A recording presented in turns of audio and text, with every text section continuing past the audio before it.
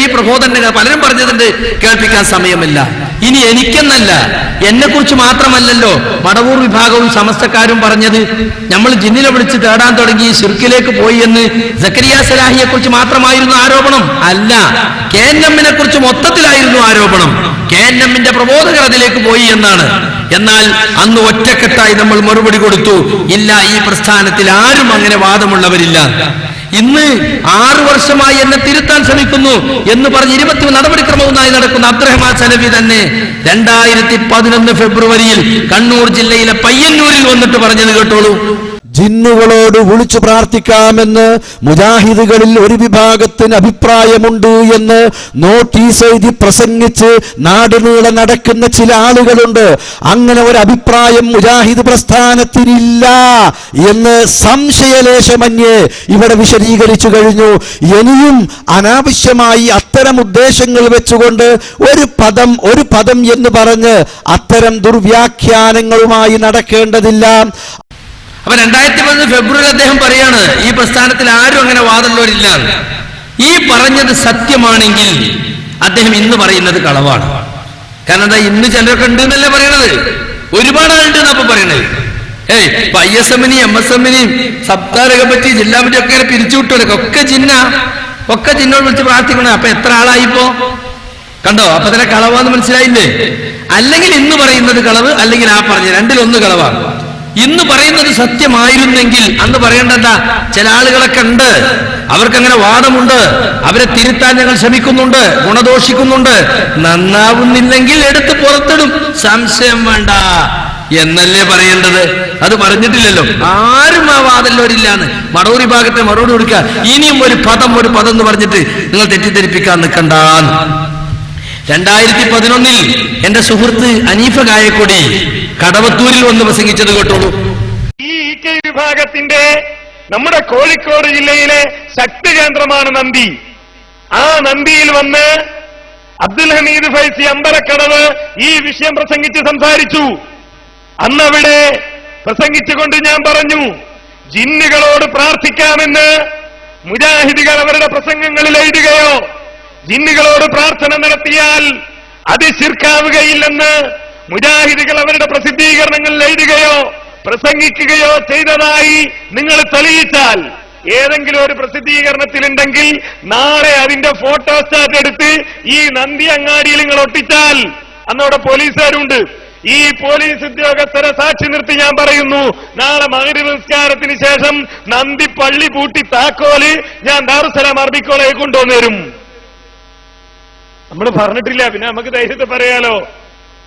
അങ്ങനെ അല്ലാഹുവിന്റെ ജിന്നിനോട് പ്രാർത്ഥിക്കാമെന്ന് നമ്മൾ പറഞ്ഞിട്ടില്ല. ഇത് നമ്മൾ പറഞ്ഞു. ഇന്നേ വരെ, ഇന്നത്തെ തീയതി വരെ നന്ദിയിൽ പിന്നെ അബ്ദുൽ ഹമീദ് ഫൈസി അമ്പലക്കടവ് പ്രസംഗിച്ചിട്ടില്ല. എന്തേ പ്രസംഗിക്കാത്തത്? എന്തേ ഒരു പോസ്റ്റർ പോലും ഒട്ടിക്കാത്തത്? ഹാജരാക്കാൻ കഴിഞ്ഞില്ല. ഇത് അവര് പറഞ്ഞപ്പോ സലാത്തുല്ലമീൻ വിചാരിച്ചുണ്ട് എന്ന്. അപ്പൊ നിങ്ങളും വിചാരിച്ചു, ഇപ്പൊ നിങ്ങളും വിചാരിച്ചു, കുറെ കാലം സലാത്തുല്ലമീൻ വിചാരിച്ചു. യഥാർത്ഥത്തിൽ ഇല്ല സുഹൃത്തുക്കളെ. എങ്ങനെ അനീഫനെ കഴിഞ്ഞപ്പോ നമ്മൾ വിശ്വസിക്കും? ഇങ്ങനെ 2011 പറഞ്ഞ ആള് പറയാണ് 6 കൊല്ലമായിട്ട് സക്കരിയ സലാഹി ശിർക്കിലാണ്. മുജാഹിദുകളിൽ ആരും അങ്ങനെ ഇല്ലാന്ന് കടവത്തൂരിൽ വന്ന് പ്രസംഗിക്കുക. ഞാനും കൂടി ഉള്ള സ്ഥലത്ത് നോക്കണം നിങ്ങള്. തലേന്നും പിറ്റേന്നായിട്ട് ഞാനും അവനും പ്രസംഗിക്കുക അവിടെ. മറുപടികൾക്ക് മറുപടി. ഇനി നോക്കൂ നിങ്ങൾ, 2009 നമ്മുടെ 8-ാം മാസം അനസ് മുസ്ലിയാര് തിരുവനന്തപുരത്ത് പോയി പറഞ്ഞത് കേട്ടോളൂ. ഏതെങ്കിലും ഒരു ഉദ്ധരണി എവിടെയെങ്കിലും കണ്ടാൽ അതെടുത്തുദ്ധരിച്ച് കോട്ടിവാട്ടി അത് ദുർവ്യാഖ്യാനിച്ചുകൊണ്ട് മുജാഹിദുകൾ ജിന്നിനോട് പ്രാർത്ഥിക്കാം എന്ന് പറയുന്നവരാണ് എന്ന് തെറ്റിദ്ധരിപ്പിക്കാൻ ചില ആളുകൾ ബോധപൂർവ്വം ശ്രമിക്കുകയാണ്. 1000 കുതിരശക്തിയോടെ അത്തരം വാദമുന്നയിക്കുന്നവരെ വെല്ലുവിളിക്കുന്നു. മുജാഹിദ് പ്രസ്ഥാനത്തിന്റെ ഏതെങ്കിലും ഒരു പണ്ഡിതൻ, ആ പണ്ഡിതൻ അള്ളയല്ലാത്തവരോട് ജിന്നിനോട് പ്രാർത്ഥിക്കാമെന്ന് പറഞ്ഞൊരു വാചകം കാണിച്ചു തന്നാൽ വ്യക്തിപരമായി ഞാൻ ഇനി ഒരിക്കലും മടവൂരികൾക്കെതിരെ സംസാരിക്കുകയില്ല എന്നീ സമയത്ത് ഉറക്കെ പ്രഖ്യാപിക്കാൻ ഞാൻ ഒരുക്കമാണ്. കണ്ടോ, 1000 കുതിരശക്തിയിൽ മടവൂർ വിഭാഗത്തെ വെല്ലുവിളിക്കാണ്. മുജാഹിദ് പ്രസ്ഥാനത്തിൽ ഏതെങ്കിലും ഒരു പണ്ഡിതൻ കൊണ്ടുപോവാ. 2009 ലാസ്റ്റ് 2007 ജബ്ബാർ മോളിന്റെ ലേഖനം വന്നത്. അത് ശിർക്കാണെന്നാണ് മടവൂരികൾ കുത്തിപ്പൊക്കിയത്. അതാണ് ഖുബൂരികൾ ഏറ്റെടുത്തത്. അത് ന്യായീകരിച്ചു എന്നാ എനിക്കുള്ള കുറ്റം. എന്നിട്ട് 2009 ലാസ്റ്റും 2011 ഈ മൂവർ സംഘം പറഞ്ഞു അങ്ങനെ ആരുമില്ല ഈ പ്രസ്ഥാനത്തിൽ. ഇപ്പോൾ അവയെ നാവ് കൊണ്ട് പറയുന്നു 6 കൊല്ലമായി സക്കരിയ സലാഹി ശിർക്കിലായിരുന്നു എന്ന്. ഏതാണ് നാം വിശ്വസിക്കേണ്ടത്? നിങ്ങൾ പറ. നിങ്ങളൊന്ന് ചിന്തിക്കാൻ വേണ്ടി പറയാ. സുഹൃത്തുക്കളെ, ഇത് കഴിഞ്ഞിട്ട് നിങ്ങൾ പോകാവൂ. ഇതൊരു വലിയ വിഷയമാണ്, വമ്പിച്ച തെറ്റിദ്ധാരണ ഉണ്ടാക്കുന്ന ഒരു വിഷയമാണ്. അതുകൊണ്ട് നിങ്ങൾ ശ്രദ്ധിച്ചു കേൾക്കണം. അപ്പൊ നമ്മൾ ഒരുമിച്ച് മറുപടി കൊടുത്ത കാര്യമാണ്. മടവൂർ വിഭാഗം ശിർക്ക് ആരോപണം നടത്തിയപ്പോ അത് ഖുബൂരികൾ ഏറ്റെടുത്തപ്പോ നമ്മൾ ഒന്നിച്ചു മറുപടി കൊടുത്തു. ഇല്ല, ഈ പ്രസ്ഥാനത്തിൽ ഇല്ല. ഉണ്ടെന്ന് തെളിയിക്കാൻ നിങ്ങൾക്ക് ഒരാൾക്കും കഴിയില്ല. 1000 കുതിരശക്തിയിൽ ഞങ്ങൾ നിങ്ങളെ വെല്ലുവിളിക്കുന്നു. നന്ദി സലഫി പള്ളി പൂട്ടിയിട്ട് സുന്നികളെ കോളേജിലെ ജാമിയ ദാറുസ്സലാം നന്ദി അവിടെ താക്കോൽ കൊടുന്നേരും എന്തെന്ന് തെളിയിച്ചാന്നാ അനീഫ് കായക്കുടി പറഞ്ഞത്. എന്താ അത്ര ധൈര്യം? എന്താ ആരും പറഞ്ഞിട്ടില്ല. അങ്ങനെ ഞാൻ പറഞ്ഞ് പൂജിച്ചുണ്ട് എന്നുള്ള ആളുകളെ വിചാരം സക്കരിയ സലാഹി പറഞ്ഞതൊക്കെ ഉണ്ട്, ഒരു ഫിത്തലുണ്ടാണ്ടാച്ചിട്ട് ഞങ്ങൾ ഇറക്കാതൊക്കെയാണ്. ഈ അടുത്തൊരാളിനെ വിളിച്ചതാ. ഞാൻ കുറെ കാലങ്ങളെ തെറ്റിദ്ധരിച്ച് നടന്ന ആളായിരുന്നു. ഞാൻ വിഷയമൊക്കെ മനസ്സിലാക്കി. അപ്പൊ എന്റെ കൂടെയുള്ള ചില ആളുകൾ ഇപ്പൊ പറഞ്ഞതാണ് അതുണ്ട്, അതൊരു ഫിത്തലുണ്ടാച്ചിട്ട് കേന്ദ്രം പുറത്തുവിടാതൊക്കെയാണ്. ഓൽക്ക് പുറത്തുവിടേണ്ട 100 അവസരം ഉണ്ടായി. ഒരു തുണ്ടുണ്ടെങ്കിൽ ഒരു പുറത്തു വിടൂലേ? അപ്പൊ സുഹൃത്തുക്കളെ, ഇല്ല, ഇത് പച്ചക്കള്ളമാണ് എന്ന് നിങ്ങൾ മനസ്സിലാക്കിക്കോളീം. ഇനി എന്തുണ്ടായത്? സംഘടന പിടിച്ചെടുത്തു. ഈ ഒരു കുപ്രചരണം നടത്തി ചേരി തിരിച്ച് ആളുകളെ തെറ്റിദ്ധരിപ്പിച്ച് ഒരു കൂട്ടർ ശിർക്കിലേക്ക് പോയി. ഞങ്ങളാണ് തൗഹീദിന്റെ ആളുകൾ, ഞങ്ങളൊപ്പം നിന്നോ എന്ന് പറഞ്ഞിട്ട് ആളുകളെ ചേരി തിരിച്ചു, സംഘടന പിടിച്ചെടുത്തു. എന്നിട്ട് വീണ്ടും ശിർക്കാരോപണം തുടർന്നുകൊണ്ടേയിരിക്കുകയാണ്. ഇപ്പൊ നിങ്ങൾ നോക്ക്, ഇതാ 2012 സെപ്റ്റംബർ 21 ഈ തലശ്ശേരിയിൽ നടന്നിട്ടുള്ള ആദർശ വിശദീകരണത്തിൽ TP അബ്ദുള്ളക്കോയ മദനി പറയുന്നോട്ടുള്ളൂ. മരിച്ചുപോയ മഹാനന്മാരായ ആ മുൻഗാമികൾ പഠിപ്പിച്ച തൗഹീദിന് വിരുദ്ധമായി അള്ളാഹുവിനെ മാത്രം ആരാധിക്കുകയും അവനെ മാത്രം സഹായം തേടുകയും ചെയ്യണം എന്നതിന്റെ പവിത്രമായ ആശയത്തിന് വിരുദ്ധമായി പ്രതിസന്ധി ഘട്ടങ്ങളിൽ സഹായിക്കാൻ ആരുമില്ലാത്ത വിജനമായ സ്ഥലങ്ങളിൽ അള്ളാഹുവിനോടാണ് സഹായം തേടേണ്ടത് എന്ന് പഠിപ്പിക്കുന്നതിന് പകരം അവിടെ ഉണ്ട് എന്ന് ഉണ്ടോ ഇല്ലേ എന്നൊന്നും തിരിച്ചറിയാത്ത സങ്കല്പിച്ചുകൊണ്ട് ജിന്നിനോട് സഹായം തേടാൻ അത് അനുവദനീയമാണെന്ന് പറഞ്ഞ് മണിക്കൂറുകൾ ചെലവഴിച്ച് അതിന് ന്യായീകരണങ്ങൾ കണ്ടെത്തി ഇതെല്ലാം പറയുന്നതോടൊപ്പം ഞങ്ങൾക്കങ്ങനെ വാദമില്ല, എനിക്ക് ആ വാദമില്ല, ആരാണിത് പറഞ്ഞത് എന്ന് ചോദിക്കുകയും വീണ്ടും വിശദീകരണത്തിലേക്ക് കടക്കുകയും. എന്താണ് ഇല്ലെന്ന് പറയാൻ 4 മണിക്കൂർ വേണമോ? എനിക്ക് ആ വിശ്വാസമില്ല. ജമിയത്തിന്റെയും നെടുവത്തുൽ മുജാഹിദിന്റെയും ആശയം തന്നെയാണ് എനിക്കുള്ളത് എന്ന് പറഞ്ഞ് അവസാനിപ്പിച്ചുകൂടെ? അല്പകാലം ഒന്ന് വിശ്രമിച്ചുകൂടെ? എന്നോടാണ് പറയുന്നത് അല്പകാലം വിശ്രമിച്ചുകൂടെ. ഞാൻ ആകെ 2 സ്ഥലത്ത് പ്രസംഗിച്ചു, അപ്പോഴത്തിനാ വിശ്രമിക്കാൻ പറയണത്. 6 മാസം എന്നെ വിശ്രമിപ്പിച്ചു. 1.5 കൊല്ലം ഈ പ്രസ്ഥാനത്തിന്റെ പ്രബോധകരെ വായ മൂടിക്കെട്ടി 1 സൈഡ് വിശദീകരണം നടത്തിയത്. അത് 2-3 സ്ഥലത്ത് ഞാൻ വിശദീകരിച്ചപ്പോൾ ബേജാറായി. ഇത് തലശ്ശേരി വന്നിട്ട് പറയാ, കണ്ടോ, പ്രതിസന്ധി ഘട്ടങ്ങളിൽ വിജനമായ സ്ഥലത്ത് അവിടെ ഉണ്ടോ ഇല്ലേ എന്നൊന്നും അറിയാത്ത ജിന്നുകളെ വിളിച്ച് സഹായം തേടാം, അത് അനുവദനീയമാണെന്ന് പറയാൻ മണിക്കൂറുകൾ ചെലവഴിച്ച് വിശദീകരണം നടത്തുന്നു. അപ്പൊ ക്ലിപ്പിന്റെ പരമ്പര ഉണ്ടാവൂലങ്ങളെയൊക്കെ ഇത് അനുവദനീയ എന്ന് പറഞ്ഞ് 1/2 മിനിറ്റ് ക്ലിപ്പുകൾ കൊണ്ടുവരാൻ പറ്റുമോ? മണിക്കൂറുകൾ വിശദീകരിച്ച 1/2 മിനിറ്റ് ക്ലിപ്പിന് വല്ല പഞ്ഞുണ്ടാവോ? പാച്ചക്കള്ളം പാമര ജനങ്ങളെ വിളിച്ചു കൂട്ടിയിട്ട് ഹംദും സലാത്തും ചില ദീനി സ്റ്റേജിൽ നിന്നാണ് പറയാ. അത് വിശ്വസിച്ച് മിണുങ്ങി നടക്കുന്ന കുറെ മനുഷ്യന്മാര്. എന്താ ചെയ്യാ? ഇങ്ങനെ ഉണ്ടാകുമോ? മദ്ഹബി പക്ഷപാതിത്വം പോലെ ഇത്ര തലക്കേറിയിട്ടില്ല. മദ്ഹബിന്റെ ഇമാമ് പറഞ്ഞതിനെതിരെ ഖുർആൻ ആയത്ത് കാണിച്ചു കൊടുത്താൽ പോലും സ്വീകരിക്കാത്ത പക്ഷപാതികളുണ്ട്. ഹദീത്ത് കാണിച്ചു കൊടുത്താൽ സ്വീകരിക്കാം. അതുപോലെ ഇത് സംഘടനാ പക്ഷപാതിത്വം, മദ്ഹബി പക്ഷപാതിത്വത്തെ പോലും കടത്തിവെട്ടി. പലരും കേൾക്കാൻ തന്നെ വരുന്നില്ല. ഞങ്ങൾക്ക് ഇനി ഒന്നും കേൾക്കണ്ട, ഞങ്ങൾക്ക് തലശ്ശേരി പോയിട്ടൊക്കെ മനസ്സിലായി. ഇന്ന് ഇവിടെ വരേണ്ട ഒരുപാടൊന്നും വന്നിട്ടില്ല. എന്താ? സക്കരിയ സലാഹിയുടെ പ്രസംഗം കേൾക്കാൻ പാടില്ല എന്ന് സർക്കുലർ ഇറക്കിയിരിക്കുന്നു. ഇസ്ലാഹി പ്രസ്ഥാനത്തിന്റെ ചരിത്രത്തിലുണ്ടോ ഒരാൾ പ്രസംഗം കേൾക്കുന്ന സർക്കുലർ ഇറക്കല്? ഇവിടെ ചേകനൂര് പോയി, ചേകനൂരിന്റെ പ്രസംഗം കേൾക്കുന്ന സർക്കുലർ ഇറക്കിയിട്ടില്ല. CN അഹമ്മദ് പോലെ പോയി, അവരൊക്കെ പോയതാ. ഈ ആദർശം ഞങ്ങൾക്ക് ഒക്കൂലെന്നും പറഞ്ഞിട്ട് ആരും പുറത്താക്കിയതല്ല, എന്നെ കള്ളത്തരം പ്രചരിപ്പിച്ച് പുറത്താക്കിയതാ. എന്നിട്ട് സുഹൃത്തുക്കളെ, എന്റെ പ്രസംഗം കേൾക്കരുതെന്ന് പറഞ്ഞ് സർക്കുലർ ഇറക്കിയിരിക്കുകയാണ്. ഞാൻ എന്റെ ബന്ധപ്പെട്ട ചില ആളുകളൊക്കെ, ഞാൻ ഇവിടെ വിശദീകരണത്തിന് പോകുമ്പോഴൊക്കെ ഞാൻ അവരെ വിളിക്കും. അല്ല, നിങ്ങൾ വരുന്നില്ലേ, നിങ്ങളെന്താ വരാത്തത്? അല്ല മൗലവി, നമുക്ക് ഒരു സംഘടനന്റെ വിലക്കുണ്ടല്ലോ, ജനറൽ സെക്രട്ടറിന്റെ സർക്കുലർ ഉണ്ടല്ലോ, അതുകൊണ്ടാണ്, മൗലവിനോട് വിഷമമൊന്നും ഉണ്ടായിട്ടല്ല എന്നാണ് ഉരുളുക. കണ്ടോ, വന്നാലെന്താ, സീറ്റ് പോവും, സംഘടനയിൽ സ്ഥാനം പോവും, അത് പേടിച്ചിട്ട് വരാതിരിക്കുക. നോക്കണം, എന്നിട്ട് ഈ ശിർക്കാരോപണത്തിന്റെ കൂടെ നിൽക്കുക.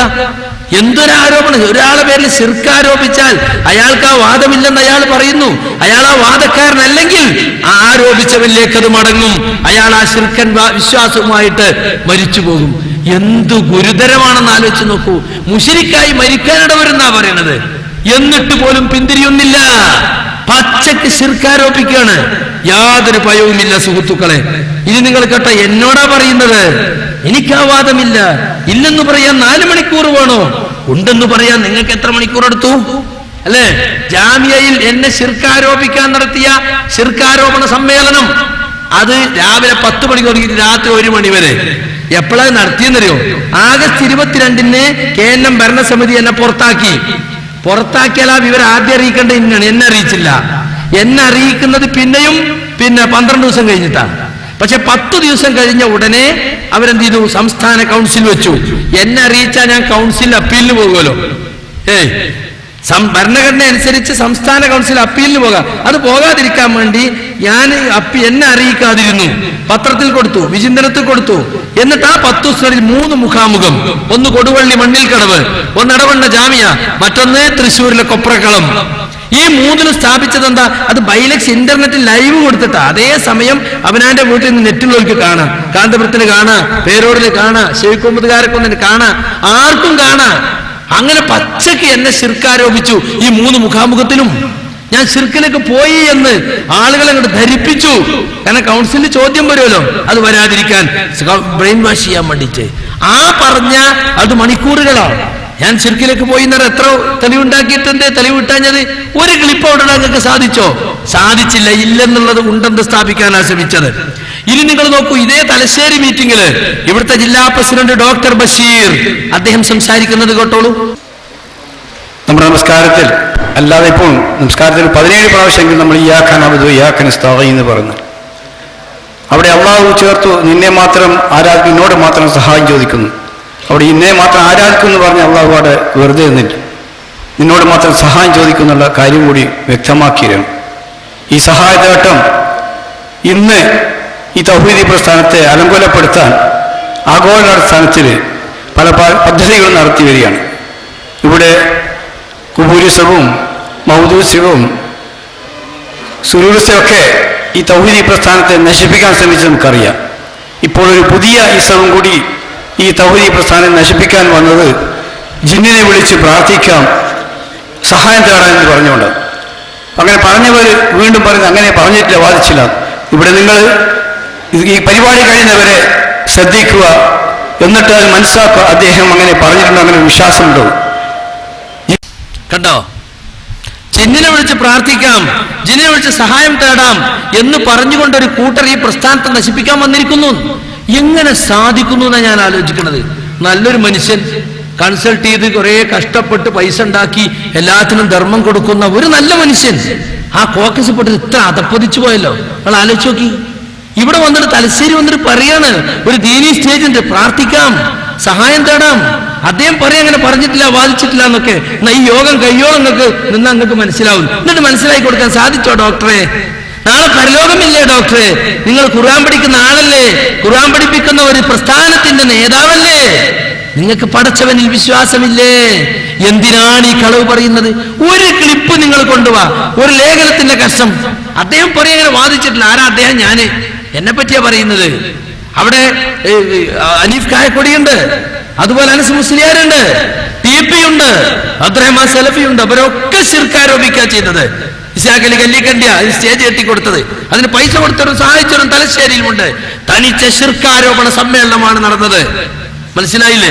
ഇപ്പൊ എന്താ ചെയ്യുന്നറിയോ? മടവൂരികൾ ഇടക്കാലത്ത് എന്താ ചെയ്തത്? അല്ലാത്തോട് പ്രാർത്ഥിക്കാൻ പാടില്ല എന്ന ആയത്തുകൾ, സമസ്തക്കാർക്കെതിരിൽ ഓതുന്ന ആയത്തുകൾ നമുക്കെതിരിൽ ഇങ്ങനെ ഓതുകയായിരുന്നു മടവൂരികൾ ചെയ്തത്. അതേ പണിയപ്പോ ഇവരും ചെയ്യുന്നത്. മടവൂർ വിഭാഗത്തിന് മറുപടി പറഞ്ഞുകൊണ്ട് അനസ് മുസ്ലിയാർ ചാലിയത്ത് പറയുന്നത് കേട്ടോളൂ.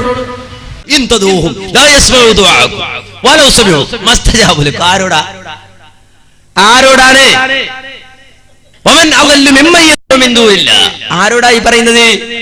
എന്താ പറയുക, ചാലിയത്തൊക്കെ ഇപ്പൊ അൽവി സക്കാവിയുമായിട്ടൊക്കെ മറുപടി പറയുമ്പോ സാധാരണക്കാരായ ആളുകൾ പോലും ഈ ആയത്തൊരുപാട് കേട്ട്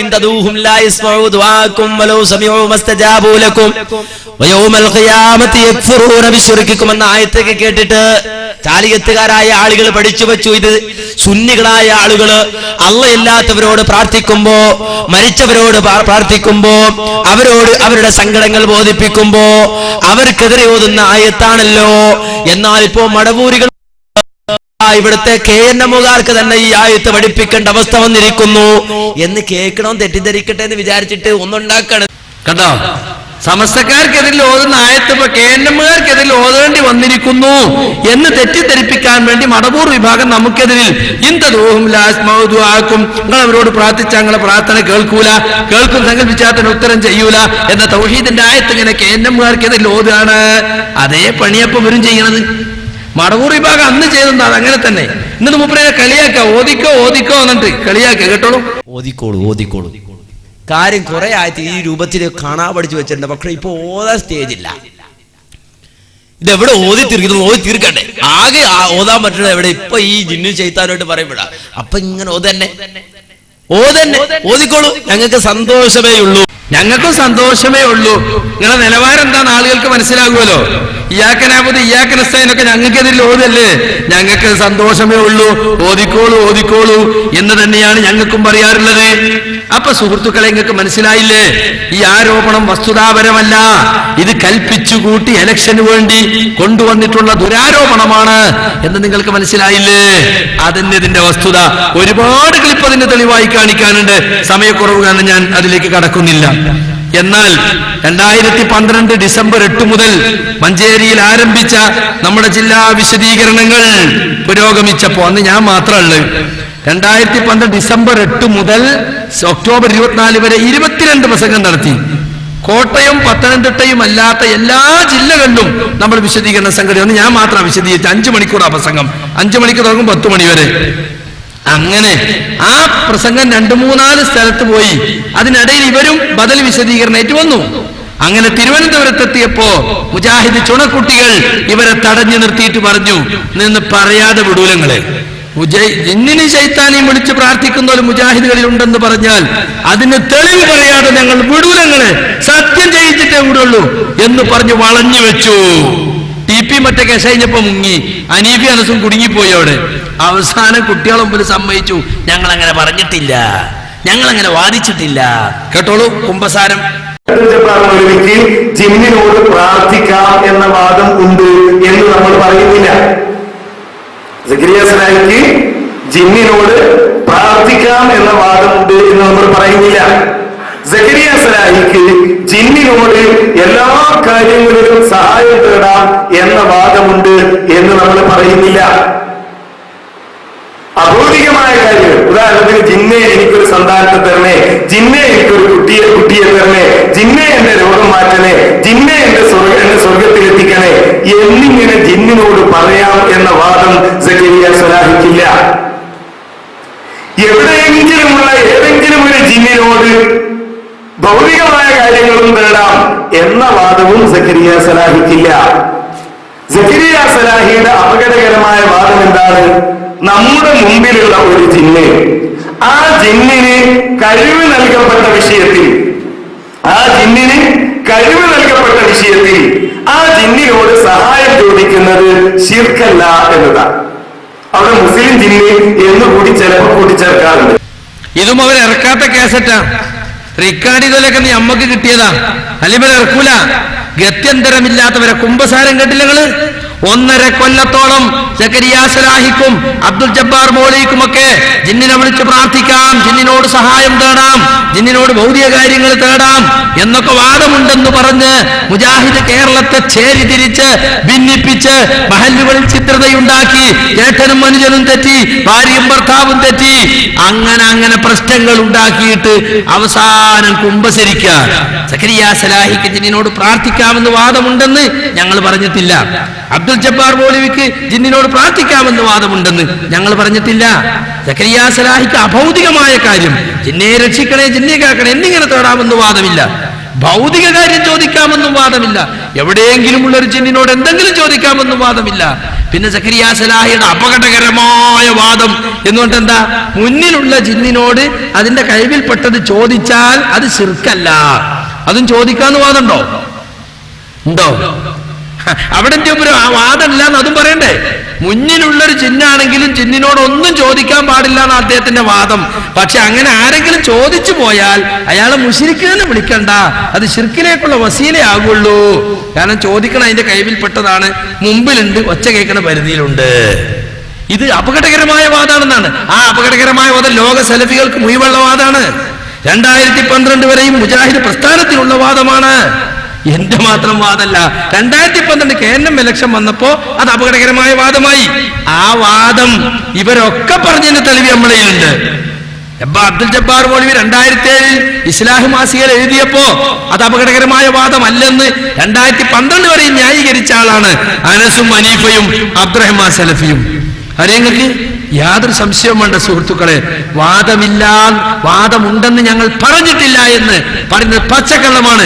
നിങ്ങൾ പറഞ്ഞു, ഇപ്പൊ ഡോക്ടർ ബഷീർ പറഞ്ഞു, ഹനീഫയുടെ ബാക്കിലില്ലേ ഡോക്ടർ, നിങ്ങളാ പറഞ്ഞത് ശരിയല്ല, അങ്ങനെ അദ്ദേഹത്തിന് വാദമല്ല കേട്ടോ, വെറുതെ ഈ പാമരന്മാരെ നിങ്ങൾ തെറ്റിദ്ധരിപ്പിക്കുന്ന TP നിങ്ങളത് പറയല്ല കേട്ടോ എന്ന് പറഞ്ഞോ. ഇവിടെ ഹനീഫി അനസും വന്നിട്ടുണ്ട് സക്കരിയ സലാഹിക്ക് ശിർക്കം വാദമുണ്ടെന്ന് തെളിയിക്കാൻ. അദ്ദേഹം പറയും അങ്ങനെ വാദിച്ചിട്ടില്ല എന്നൊക്കെ. ഈ യോഗം കഴിയുന്നവരെ നിങ്ങൾ ഇരുന്നാൽ അത് മനസ്സിലാവും. അത് മനസ്സിലാക്കി കൊടുക്കാൻ വന്നാണ് അവന്. അത് കഴിഞ്ഞ ഒരു 1.5 മാസം കഴിഞ്ഞില്ല, അപ്പോഴത്തെ തിരുവനന്തപുരത്ത് കുമ്പസരിക്കേണ്ടി വന്നു. സുഹൃത്തുക്കളെ, പറയുന്നതിൽ വേദനയുണ്ട്. ഈ വിഷയത്തിൽ ഏറെ പീഡിപ്പിക്കപ്പെട്ട ഒരാളെന്ന നിലക്ക് എന്റെ വാക്കുകൾ ചിലപ്പോൾ വൈകാരികമായി പോകുന്നുണ്ടെങ്കിൽ നിങ്ങൾ എന്നോട് ക്ഷമിക്കണം. ദീനിന്റെ പേരുടെ നസീഹത്തല്ലാതെ എനിക്കതിലില്ല. പക്ഷെ ഇത്തരത്തിൽ പച്ച കളവ് പറഞ്ഞാലോ എങ്ങനെ നമ്മൾ ഇവരൊക്കെ വിശ്വസിക്കും? മിമ്പറിൽ കയറുന്ന ദീനിന് വേണ്ടി പ്രസംഗിക്കുന്ന ആളുകൾ ഇങ്ങനെ പച്ചക്ക് കളവ് പറഞ്ഞാലോ? അബ്ദുൽ ജബ്ബാർ മൗലവിക്ക് അങ്ങനെ വാദമില്ല എന്നാണ്, വാദമുണ്ടെന്ന് നിങ്ങൾ പറഞ്ഞിട്ടില്ല എന്നല്ലേ. എന്നാ അദ്ദേഹം തന്നെ ഒരു കൊല്ലം മുമ്പ് പറഞ്ഞത് കേട്ടോളൂ. ഈ പറഞ്ഞതിന്റെ ഒരു കൊല്ലം മുമ്പ് തേടാന്ന് ജബ്ബാർ മൗലവി പറഞ്ഞിട്ടുണ്ടോ? തേടാന്ന് വാദമുണ്ട് എന്നാണ്. ശരിക്കും തേടാന്ന് തന്നെയാ വാദം. തൗഹീദ് വിമർശനങ്ങൾക്ക് മറുപടി എന്ന പുസ്തകത്തിൽ അദ്ദേഹം ഈ വിഷയം പറഞ്ഞതിന് ശേഷം തുഹ്ഫത്തുൽ ദാക്കിരീൻ ഉദ്ധരിക്കുന്നുണ്ട്. ഇതുപോലെ അങ്ങോട്ട് കാണുന്നില്ലെങ്കിലും മലക്കുകളോടും ജിന്നുകളോടും സഹായാഭ്യർത്ഥന നടത്താമെന്ന് തുഹ്ഫത്തുൽ ദാക്കിരീനിൽ ശൗക്കാനി പറഞ്ഞതും ഇത് തന്നെയാണ്. ശൗക്കാനി എന്താ പറഞ്ഞേ? അതിന് നമ്മൾ ചോദിക്കാനുള്ളത്, ശൗക്കാനി ഇപ്പൊ പറഞ്ഞതാ? എത്രയോ കാലങ്ങൾക്ക് മുമ്പ് പറഞ്ഞല്ലേ ശൗക്കാനി? ശൗക്കാനിയെ കുറിച്ച് ഇപ്പൊ ചോദിക്കുന്നതാ? 2005 ഇറക്കിയ ബുക്കാപ്പെടുത്ത് വായിക്കണത്. ഏത് 2011 2012 ശൗക്കാനി ഇപ്പൊ പറഞ്ഞതാ? ശൗക്കാനി ഇപ്പൊ പറഞ്ഞല്ലോ. ശൗക്കാനിയുടെ ബുക്കിലുള്ള കാര്യം 2005 ജബ്ബാർ മൗലവി എഴുതിയിട്ട് അതിനുശേഷം എത്ര വാദപ്രതിവാദത്തിന് അദ്ദേഹത്തെ കൂടെ കൂട്ടിക്കൊണ്ടുപോയി ഇവര്? ഈ മുശ്രിക്കിനെയും കൂട്ടി പോകാൻ പാടുണ്ടോ? എന്നിട്ട് പിന്നെ പറയാണ് തേടാനല്ലേ ജബ്ബാർ മൗലവിക്ക് വാദം. ഇങ്ങനെയുണ്ട്. പച്ചക്കളവല്ലേ സുഹൃത്തുക്കളെ പറയുന്നത്?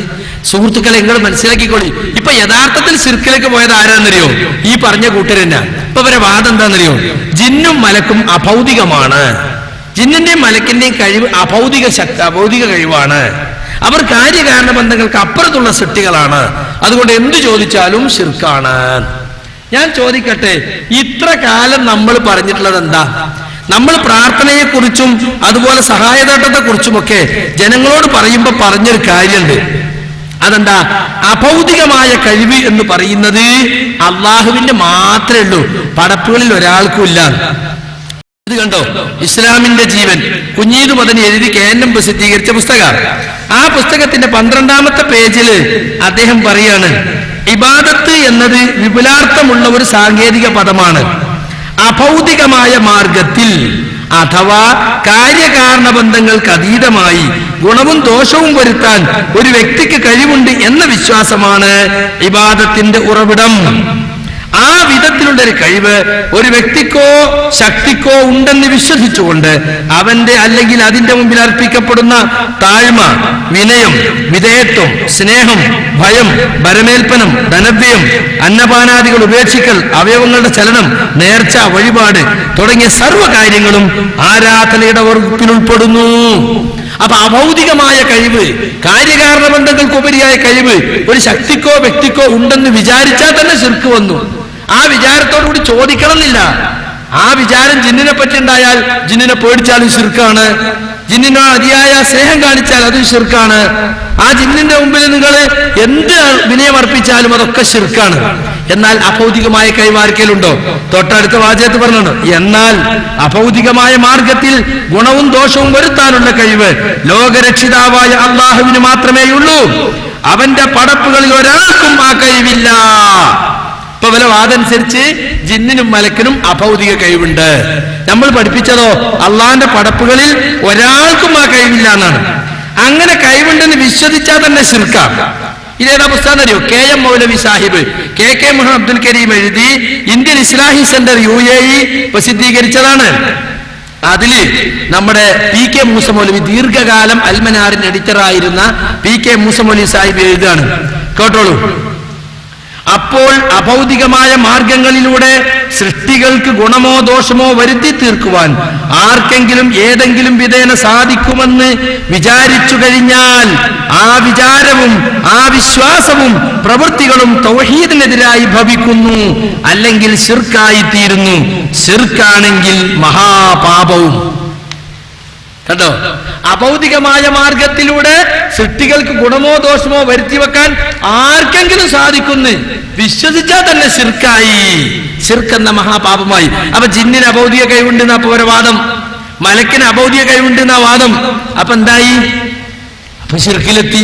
അതാണ് ശിർക്ക് ആരോപിച്ചവർ ഇപ്പോൾ അവസാനം ശിർക്കിലെത്തിപ്പെട്ട ഗതികേടാണ് സുഹൃത്തുക്കളെ യഥാർത്ഥത്തിൽ ഉണ്ടായിട്ടുള്ളത്. ഇത് എത്രയോ പ്രസിദ്ധീകരണങ്ങളിൽ നമ്മൾ മുമ്പേ എഴുതിപ്പോയിട്ടുള്ള കാര്യമാണ്. ഇതുണ്ടോ? പയ്യന്നൂര് മുജാഹിദ് ജില്ലാ സമ്മേളന ശോഭനി 2005 ഇറക്കിയപ്പോ ഉമർ മൗലവിയുടെ ലാ ഇലാഹ ഇല്ലല്ലാഹിന്റെ അർത്ഥം എന്ന ലേഖനം കൊടുത്തിരുന്നു. അതിൽ പറയാ, എന്നാൽ മുഹ്യിദ്ദീൻ ശൈഖേ എന്ന് വിളിച്ചു തേടുമ്പോൾ ശൈഖ് അവറുകളത് കേൾക്കുകയും കാര്യം അറിയുകയും ചെയ്യുമെന്നാണ് സുന്നികൾ പറയുന്നത്. മാർഗം ഏത് എന്ന് നോക്കിയാൽ അദൃശ്യവും അഭൗതികവും തന്നെ. ശൈഖിൽ നിന്ന് ഇങ്ങോട്ട് സഹായം ലഭിക്കുമെന്നും സുന്നികൾ പറയുന്നു. അതിന്റെ മാർഗവും അദൃശ്യവും അഭൗതികവുമാണ്. അതിനാൽ മുഹ്യിദ്ദീൻ ശൈഖേ രക്ഷിക്കണേ എന്നുള്ള തേട്ടം പ്രാർത്ഥനയാണ്. അപ്പൊ അഭൗതികം എന്ന വാക്ക് വളരെ സൂക്ഷിച്ച് നമ്മൾ പ്രയോഗിച്ചതാ മുമ്പ്. ഗൈബി, ജിന്നും മലക്കും ഗൈബിയായ സൃഷ്ടികളാണ്. സാധാരണ നാടന്മാരൊക്കെ പോലെ ഗൈബിയായ സൃഷ്ടിയല്ല മക്കളെ എന്ന് പറഞ്ഞാൽ നമ്മളെ ഭാവനക്കനുസരിച്ചോ നമ്മൾ പഠിച്ച വിജ്ഞാനത്തിന്റെ അടിസ്ഥാനത്തിലോ നമ്മൾ കണ്ടെത്തിയ ഉപകരണങ്ങൾ കൊണ്ടോ നമുക്ക് ജിന്നിനെയും മലക്കിനെ ഒന്നും മനസ്സിലാക്കാൻ പറ്റൂല. അള്ളാഹു വഹീന്റെ അടിസ്ഥാനത്തിൽ പറഞ്ഞത്, റസൂലിൽ നിന്ന് കിട്ടിയത്, ഇതല്ലാതെ നമുക്കൊന്നും പറയാൻ പറ്റൂല. അപ്പൊ ഖുർആനിലും ഹദീസിലും ഉണ്ടായതുകൊണ്ടാണ് ഇവിടെ മലക്കുണ്ട്, ജിന്നുണ്ട്, അവരുടെ സ്വഭാവങ്ങൾ ഇന്നതാണ്, അവരുടെ പെരുമാറ്റം എന്താണ്, അവരൊച്ച ഉണ്ടാക്കിയാൽ നമ്മൾ കേൾക്കും, നമ്മൾ ഒച്ച ഉണ്ടാക്കി അവർ കേൾക്കും, അവർ ചിലപ്പോൾ നമ്മുടെ സമീപത്തുണ്ടാകും, നമ്മൾ ഇടപഴകി ചെയ്യും. ഇതൊക്കെ നമ്മൾ മനസ്സിലാക്കിയത് എങ്ങനെ? പരീക്ഷണശാലയിൽ തെളിഞ്ഞതാ? അല്ല. നമുക്കതൊക്കെ മനസ്സിലായത് ഖുർആന്റെ ഹദീസിന്റെ അടിസ്ഥാനത്തിൽ. അതാണ് ഗൈബി എന്ന അർത്ഥം. അതാണ് അഭൗതികം. അതിനൊരു കുഴപ്പമില്ല. അവരെ കുറിച്ചുള്ള അറിവ് അഭൗതികമാണ്. അവർ നമ്മളെ കണ്ണിൽ നിന്ന് മറഞ്ഞു നിൽക്കുന്നവരാണ്. റാബാന്നറിഞ്ഞാൽ മറഞ്ഞു എന്നാണ്. ആ അർത്ഥത്തിൽ അഭൗതികമെന്നും അദൃശ്യം ഒക്കെ പറയാം. പക്ഷെ പ്രാർത്ഥന വിശദീകരിക്കുന്നിടത്ത് നമ്മൾ പറഞ്ഞൊരു അഭൗതികമുണ്ട്. ആ അഭൗതികത്തിനർത്ഥം കാര്യകാരണ ബന്ധങ്ങൾക്കപ്പുറം, പ്രാപഞ്ചിക നിയമങ്ങൾക്കപ്പുറം. ഇപ്പൊ ജിന്ന് കാര്യകാരണ ബന്ധങ്ങൾക്ക് അപ്പുറത്താണോ? അല്ല. എല്ലാ സൃഷ്ടിയും കാര്യകാരണ ബന്ധങ്ങൾക്കകത്താണ്. എല്ലാ സൃഷ്ടിയും പ്രാപഞ്ചിക നിയമങ്ങൾക്ക് വിധേയമാണ്. മനുഷ്യനില്ലാത്ത പല കഴിവും ജിന്നിനുണ്ട്, മലക്കിനുണ്ട്. പക്ഷെ അതൊക്കെ അള്ളാഹ് നിശ്ചയിച്ച പ്രകൃതി വ്യവസ്ഥകളാണ്. ആ വ്യവസ്ഥക്ക് പുറത്തൊന്നുമില്ല. ഇപ്പൊ ഇവര് പറയണത് ജിന്ന് കാര്യകാരണ ബന്ധത്തിന് പുറത്താണ്, മലക്ക് കാര്യകാരണ ബന്ധത്തിന് പുറത്താണ്. അപ്പൊ തൗഹീദ് തന്നെ പൊളിഞ്ഞു. ഇവരിപ്പോ ശിർക്കിലേക്ക് എത്തി. അല്ലെങ്കിലും ഇപ്പൊ ഒരു ശിർക്കിലേക്ക് എത്തി. കാരണം ശിർക്കാരോപണം, ശിർക്ക് ചെയ്യാത്ത മുവഹിദീങ്ങളെ പറ്റി ശിർക്കാരോപിച്ചാൽ അവരത് ചെയ്യുന്ന ആളല്ലെങ്കിൽ, അവർക്ക് ആ വിശ്വാസം അല്ലെങ്കിൽ നേരെ അവരിലേക്ക് തന്നെ അത് മടങ്ങും. ഇത് മാത്രല്ല, മൂവാറ്റുപുഴയിൽ ഇവർ പറഞ്ഞെന്താണെന്നറിയോ? ജിന്നിനും മലക്കിനൊക്കെ അഭൗതിക കഴിവുണ്ട് എന്ന് വിശ്വസിച്ചാൽ ശിർക്കല്ല, പക്ഷേ തേടിയാലേ ശിർക്കാവുള്ളൂ. അപ്പൊ ഖുറാഫികൾ ഇപ്പൊ ചോദിക്കുന്നതാണ്, മുഹ്യിദ്ദീൻ ശൈഖിനും ബദരീങ്ങൾക്കൊക്കെ അഭൗതിക കഴിവുണ്ട് എന്ന് ഞാൻ വിശ്വസിക്കണം, തേടുന്നേ ഇല്ല, മരിക്കോളം മുഹ്യിദ്ദീൻ ശൈഖിനോട് തേടിയില്ല. എന്നാ ആ വിശ്വാസം ശിർക്കോ തൗഹീദോ? എന്താ നമ്മൾ പഠിച്ച തൗഹീദ്? എന്താ? അള്ളാഹു അല്ലാതെ ആർക്ക് അഭൗതിക കഴിവുണ്ടെന്ന് വിശ്വസിച്ചാലും ശിർക്കെന്നല്ല നമ്മൾ പഠിച്ചത്. ഇപ്പൊ സുന്നികൾ ചോദിക്കാണ്. കാരണം കുടുങ്ങി